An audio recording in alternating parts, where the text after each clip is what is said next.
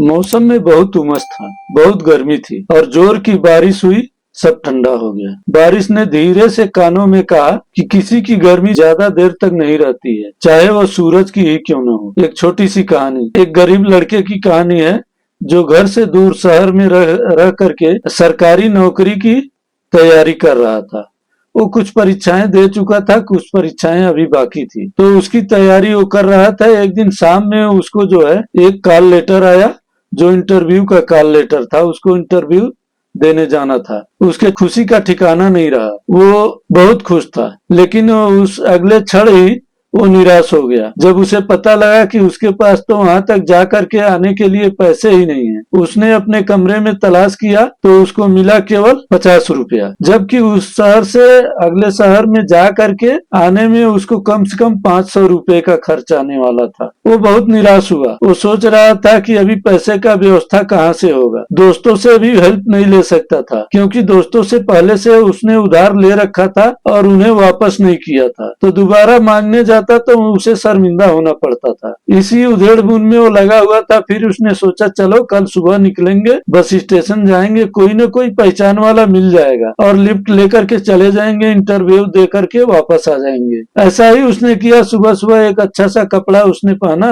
और अपने सर्टिफिकेट वगैरह एक छोटे से बैग में लेकर के बस स्टेशन के लिए वो निकल लिया। बस स्टेशन पहुंचा, इधर उधर उसने नजर दौड़ाया, कहीं उसको कोई पहचान वाला मिला नहीं। और बस में तो बैठ नहीं सकता था, क्योंकि बस में बैठने के लिए तो पैसे चाहिए और पैसे उसके पास था नहीं। तो ये सब सोच विचार के बहुत देर उसने इंतजार किया। फिर वो वहां से निराश होकर के वापस हो लिया। बस स्टेशन के बाहर निकला तो बस स्टेशन के बाहर बहुत बड़ा मंदिर था। उसने बोला, इंटरव्यू के लिए तो नहीं जा पाया, चलो भगवान से ही अपनी प्रार्थना करते हैं, अपनी समस्या बताते हैं, शायद वही कुछ रास्ता दिखाएं। मंदिर में गया, भगवान को प्रणाम किया, भगवान को अपनी समस्याएं सुनाई और बोला, भगवान अब आप ही इसका कोई रास्ता निकाल सकते हैं। और ऐसा प्रार्थना करके वो मंदिर से बाहर निकला। सीढ़ियों पर बैठ करके वो जूते बांध रहा था। उतने में उसकी नजर पड़ी, सामने सीढ़ियों के बगल में एक फकीर बाबा बैठे हुए थे और उनके कटोरे में बहुत सारा धन था। वो फिर मंदिर के तरफ पलटा और भगवान से शिकायत की मुद्रा में बोलने लगा, कमाल है भगवान, जिसको जरूरत है उसको तो देते नहीं और जिसको जरूरत नहीं है उसको बहुत सारा धन दे करके रखा है। फिर जब मंदिर से इस तरफ मुड़ा तो फकीर बाबा इसकी तरफ देखे, उनके समझ में आ गया कि ये किसी न किसी परेशानी में है। उन्होंने बोला,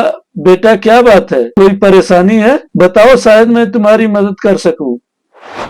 वो बोला, बाबा मुझे इंटरव्यू के लिए जाना है और हमें इस समय 500 रुपए की जरूरत है, लेकिन आप क्या करेंगे, आप तो खुद ही मांग करके पैसा कमा रहे हैं, मांग करके खा रहे हैं, तो आप हमारी क्या मदद करेंगे। फकीर बाबा ने बोला, नहीं, तुम्हारी गलतफहमी है, मैं मांगता नहीं हूँ। मंदिर में जो लोग भी आते हैं वो पूड़ी कमाने के लिए हमारे कटोरे में कुछ न कुछ डाल देते हैं और मेरे इतने खर्चे हैं नहीं, मैं एक ही टाइम भोजन करता हूँ। चूंकि बीमार रहता हूँ तो कुछ दवाइयाँ लेता हूँ, उसके लिए इन पैसों का उपयोग करता हूँ और उसके बाद जो भी बच जाता है वो पैसा शाम को मैं मंदिर के दान पेटी में ही डाल देता हूँ और तुमको चाहिए तो मेरे से पैसे ले जाओ। लड़के उनके ऊपर यकीन कर लेता, बोला, ठीक है बाबा, आप पैसे दे दीजिए, मैं इंटरव्यू दे के आता हूँ और जब भी मेरे पास पैसे हो जाएंगे मैं लौटाने के लिए आपके पास आऊंगा। फकीर बाबा बोले, कोई बात नहीं बेटा, जब तुम्हारे पास हो जाए आना, मेरा यही परमानेंट एड्रेस है, मैं हमेशा तुम्हें यही मिलूंगा। वो फकीर बाबा से पैसे लिया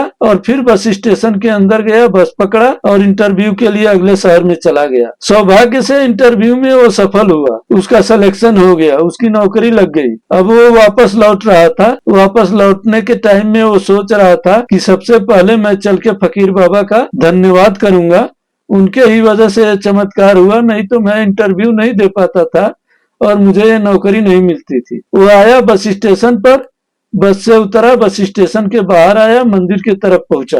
मंदिर तक पहुंचते पहुंचते उसने देखा वहां का नजारा पूरी तरह से बदल चुका था। मंदिर के सामने बहुत ज्यादा भीड़ इकट्ठा हो गई थी। इसने किसी से पूछा, भाई क्या हुआ। लोगों ने बताया कि यहाँ एक फकीर थे, उनकी मौत हो गई है। ये भीड़ को चिढ़ते हुए जो है सामने गया तो देखा वही फकीर बाबा थे जिनकी मृत्यु हो गई थी, वो मृत पड़े हुए थे। इसने कहा, कमाल है भगवान, कोई इंसान दूसरे इंसान की जिंदगी बनाने के लिए अपनी जिंदगी को दांव पर लगा देता है। अब इसके समझ में नहीं आ रहा था कि क्या करें। तब तक पीछे से कोई बोला, शायद इनके पास पैसे नहीं थे, ये बीमार थे, दवाई नहीं ली होगी इसलिए इनकी मृत्यु हो गई। फिर पीछे से किसी ने बोला कि जाने तो अच्छा हुआ मर गए, फकीर थे, किसी काम के नहीं थे। इस तरह से अलग अलग लोग अलग अलग बातें कर रहे थे। ये कहानी तो यहाँ दोस्तों समाप्त हो जाती है, लेकिन यहाँ से हम दो सीख ले सकते हैं। पहला कि हमें हर किसी के ऊपर भरोसा करना चाहिए, जो भी जरूरतमंद है उसकी हेल्प करनी चाहिए। इस तरह से हेल्प करते करते हम आगे बढ़ सकते हैं। और दूसरी चीज ये, जब आप किसी संकट में फंस जाएं, जब आपको लगे कि कोई रास्ता नहीं है, निराश नहीं होना है, होप नहीं छोड़ना है। उम्मीद का चिराग हमें हमेशा जलाए रखना है। कोई न कोई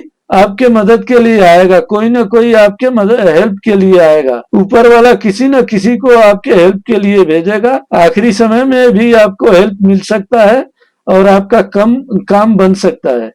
इसलिए हमारा हमेशा उम्मीद कायम रखिए। धन्यवाद दोस्तों।